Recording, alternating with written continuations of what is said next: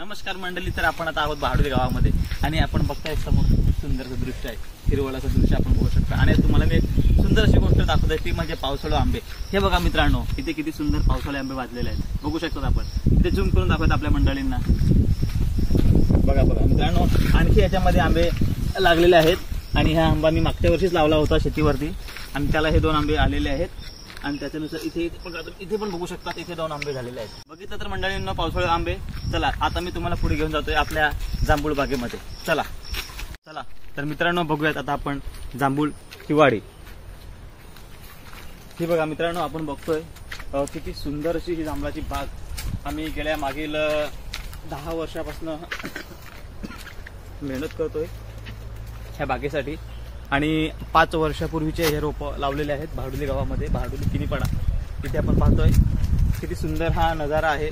आणि ह्याला जांभळं बहुतेक 2 वर्षामध्ये लागतील. जवळपास एक जांभळाचं झाड हे आपल्याला जवळपास 20 ते 25,000 रुपये एक जांभळापासून आपल्याला इथे उत्पन्न मिळतो. तर त्यानुसार इथे आपण जवळपास 40 झाडं लावलेली आहेत. आणि आपण बघू शकता, आज जुलै महिन्याची 20 तारीख झालेली आहे, तरी पण आज जांभळांवरती जांभूळ काय आपले कमी झालेले नाही आहेत. मित्रांनो बघू शकता आपण, एकदा कॅमेरा फोकस करा. बघा मित्रांनो, जांभूळ हे पीक जरी मे महिन्यामध्ये आलं तरी पण मे, जून, जुलै आणि आता ऑगस्ट महिना येईल तरीपर्यंत जांभळाच्या झाडावरती आपल्याकडची जांभळं अजून शिल्लक आलेली आहेत.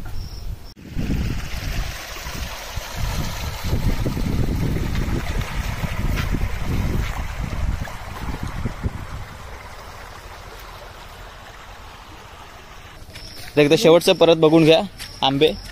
तुम्हाला मी मे महिन्यामध्ये आणि एप्रिल महिन्यामध्ये आंब्यांची जेव्हा सीजन असेल तेव्हा लागलेले आंबे नक्कीच दाखवेल. त्यापूर्वी हे तुम्ही आपल्या आंब्याचे पावसाळी रोप बघून घ्या. पावसाळ्यामध्ये आता कसे ते फुलत आहेत आणि बहरत आहेत. त्याचबरोबर आपली ही जांभळाचं रोप जे आमच्या आजोबांनी लावलं होतं, आज ह्या जांभळाच्या रोपाला जवळपास 40 वर्ष पूर्ण झालेली आहेत. 40 ते 50 वर्ष असं म्हणण्यात आलेलं आहे. तेव्हा माझा जन्मसुद्धा नव्हता. आणि मोठ्या काकाने लावलेले हे 2 जांभूळचे रोपं, त्याचबरोबर काकांच्या मुलांनी लावलेले हे आंब्याचे रोप, काही कळम आहेत, काही रोप आहेत, बघू शकतात. आणि हा माझा